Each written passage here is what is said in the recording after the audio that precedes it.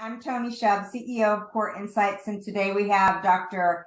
Emily Jablonka with us, Director of Professional Learning and Leadership of Fairfield County Education Service Center in Ohio. Hi, Emily. Hi, Tony. The CEP is an intelligent system to really reimagine teacher development. So what we're doing is we are taking human-centered data, teacher and student voice, and matching teachers with the very best instructional strategy to meet the needs of the students in their class this year and tracking impact on student growth. So why did you choose the CEP as an offering for your teachers? Well, when I was working in a K-12 district, a lot of the work that I focused on for 5 years was really looking at how do we practically measure both the affective and the academic sides of school. But when we did it there, we conducted our research. We looked at Hattie and Marzano's research-based instructional strategies, and really wanted to have a way that we could marry the academic and non-academic sides of school and be able to measure it and be able to measure impact of teacher implementation of those strategies.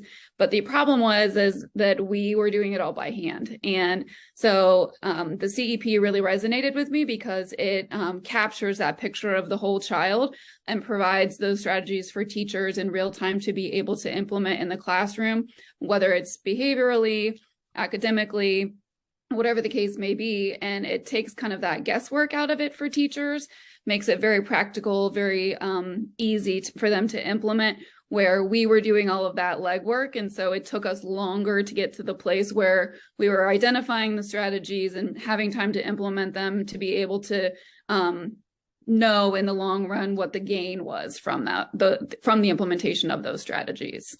Right, thank you. How would the CEP augment the work of instructional coaches, either by improving their capacity or deepening their relationship with teachers? Sure. So in Ohio, we are very much invested in data-driven instructional decision-making. And that is something that is embedded in our teacher evaluation system. It's embedded in our principal evaluation system. And we have multiple districts throughout the state of Ohio that have invested resources in providing their teachers with instructional coaches.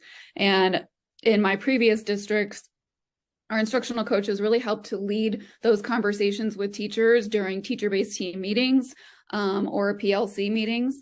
And so it really provides an opportunity for our instructional coaches and our administrators to be able to guide those data-based decision-making conversations with teachers to know what strategies are the most high yield, what strategies are going to provide the greatest level of impact for the students that are in each of the individual classrooms. So that is something that has been a game changer for teachers throughout multiple districts, really just looking to see how do we best leverage the time that we have, because we know that teachers don't have more time, and it provides opportunity for our database instructional decision conversations to even occur and occur in a more timely fashion. Right. As a former school administrator, how would you use the CEP and the data that you would get from it, given that the teachers get to see, what strategy they've chosen and the impact, but as a principal, you can see the top 10 strengths and needs across the school, across a grade, and the impact of the strategies of every teacher. Absolutely. So I see the data that could be gathered from the CEP as far as an analysis standpoint. And as a building principal, it's my job to learn with my teachers and also to provide them opportunities for coaching and for their own professional growth. And so I see that as a huge utilization of a tool like the CEP, where our administrators can sit and have those coaching conversations with teachers, not necessarily through the lens of an evaluation, but if a teacher wanted to use data from the CEP to provide as evidence towards their teacher evaluation, they certainly could. That'd be very easy for them to do. But as a building principal, I really see those conversations as coaching opportunities with teachers. from a global perspective, looking at the whole building level data, that would be something that we could sit together as a building leadership team and have some really thoughtful conversation around what is that data telling us about where are areas of celebration in the school and where are opportunities for some growth for a particular grade level, a particular subject area, whatever the case may be.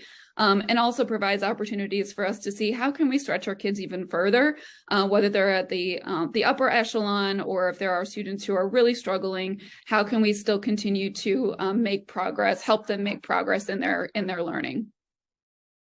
That brings me to the next question, where you did bring up evaluations, and throughout our platform, we talk about how this is for continuous improvement and to not use it for accountability. But you were saying there was a way to use this in a really positive way toward evaluations. Can you elaborate on that a little bit?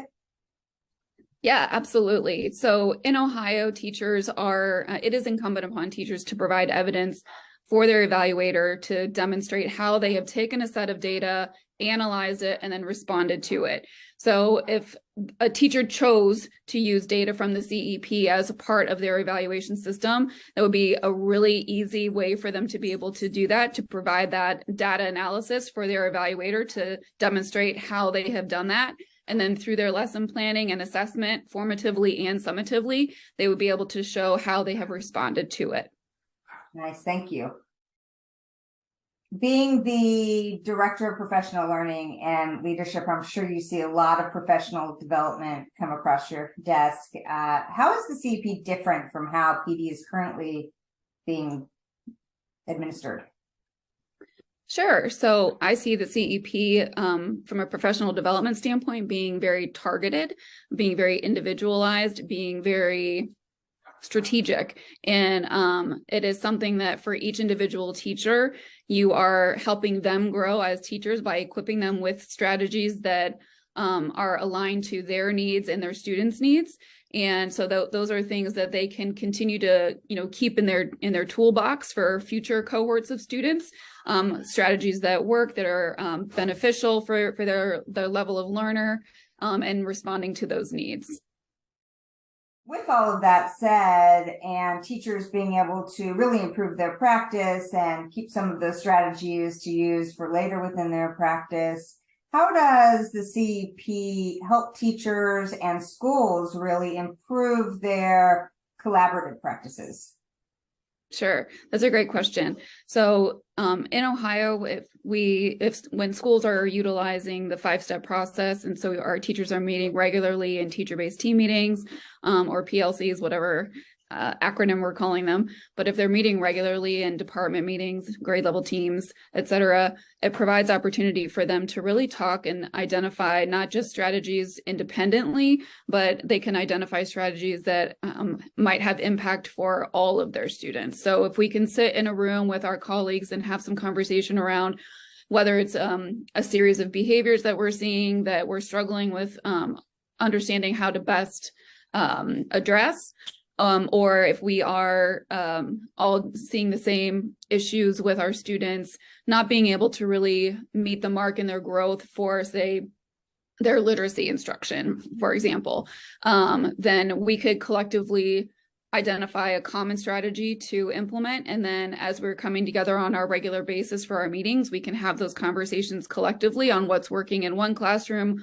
while we're implementing the same strategy, it might not always work the same as far as level of impact in all classrooms. And so they can have the opportunities to have those conversations around what's working, what's not working, how are you doing this, how are you doing this, and really being able to open up that collaboration between teachers and among teachers. And if you have instructional coaches, it provides even a greater level of collaboration there so that the instructional coaches can become more of like that mentor for teachers, and providing those additional coaching conversations too.